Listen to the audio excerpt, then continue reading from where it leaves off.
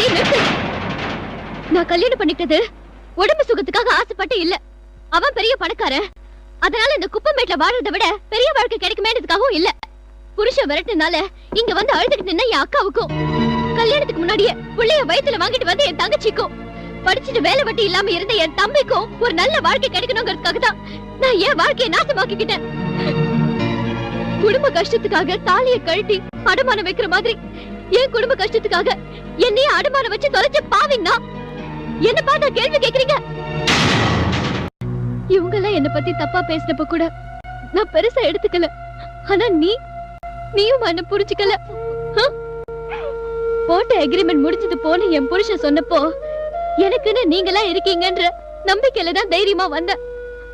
ஆனா யாராவது ஒருத்தராவது நான் இருக்கேன் உனக்குன்னு தைரியம் சொன்னீங்களா? என்ன இந்த குடும்பத்துல ஒருத்தி